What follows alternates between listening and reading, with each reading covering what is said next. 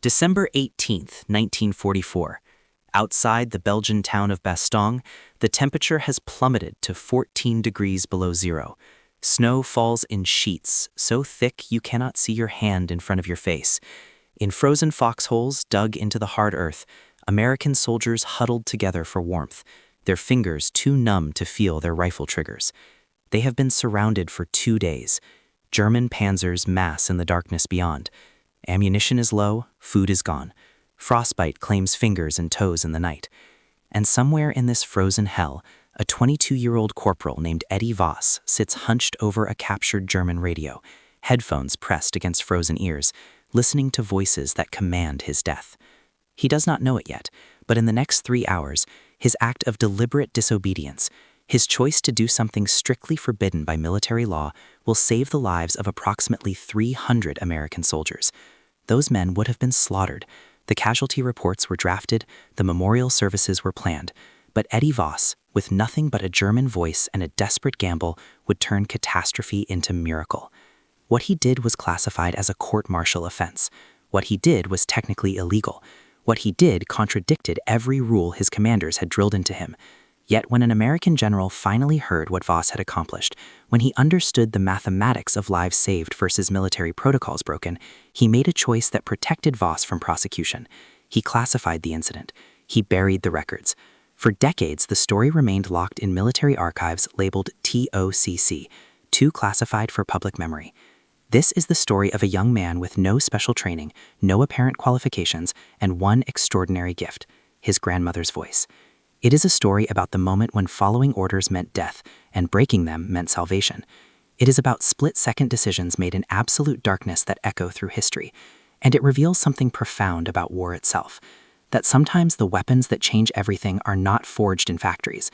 Sometimes they are forged in childhood, in the soft lullaby of a grandmother speaking her native tongue in a small American home. His name was Edward Voss, and for 70 years almost no one knew what he did.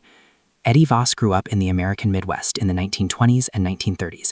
His family was German-American, immigrants who had arrived in the United States seeking opportunity and safety. His grandmother still spoke her native German, and she raised Eddie alongside his siblings, with the language flowing through their household like water. She taught him not just vocabulary and grammar, she taught him the dialects, the regional accents, the particular rhythm and music of German speech. He absorbed it at her knee. It became his first language, even though English surrounded him outside the home. When Eddie Voss was drafted into the United States Army Signal Corps, he was unremarkable. He had no special intelligence background. He was not recruited from military academies. He was simply a corporal, a radio operator assigned to monitor frequencies and relay messages. His unusual linguistic ability was noted but not exploited. The Army had no special use for a young man who could speak perfect German with a native accent. That seemed like a liability in 1944 America, not an asset. German Americans faced suspicion.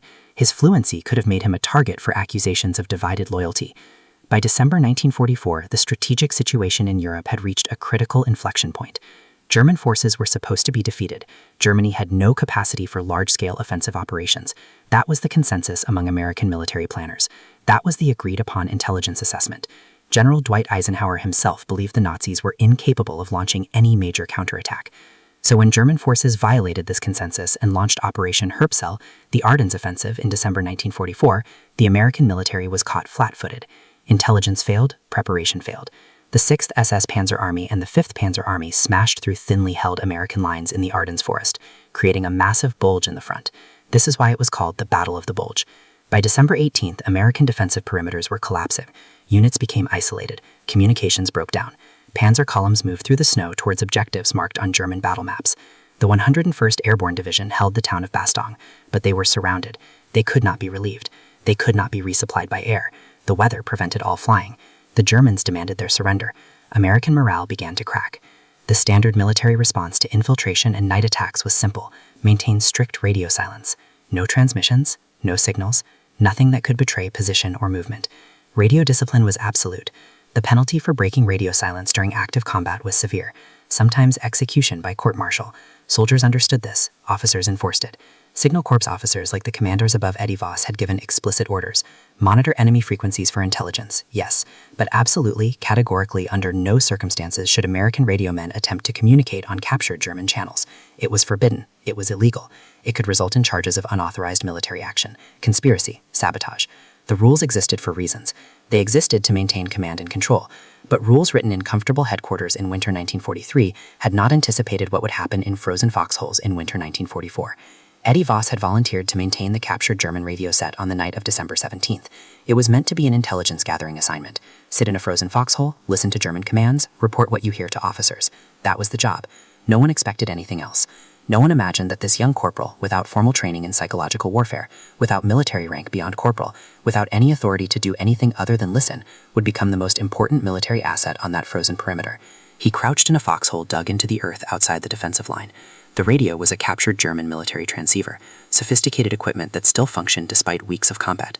Around him, American soldiers tried to sleep in the cold, their breath visible, their bodies shaking. Some had frostbite already. All had seen friends die. All believed they would die in this place. The radio hissed and crackled. Static filled the darkness. And then voices. German voices speaking in rapid, clear military German. Orders, coordinates, objective markers. German panzer commanders organizing an assault that would begin at dawn. The attack would come from the east, overwhelming the American eastern flank, pouring through the defensive positions, annihilating the encircled American force. Eddie Voss understood every word. For 3 hours he listened. He heard the German commander coordinate. He heard them organize. He heard them count down to the assault. And he understood that what he was hearing was not a minor attack. This was a coordinated panzer assault designed to crush the American position completely. The casualty estimates were not mere speculation. They were mathematical certainties. Without warning, without repositioning, without preparation, 300 American soldiers would be slaughtered in their foxholes. He reported what he heard to his commanding officer. Nothing happened. The information was filed. It was treated as intelligence, but no action was taken.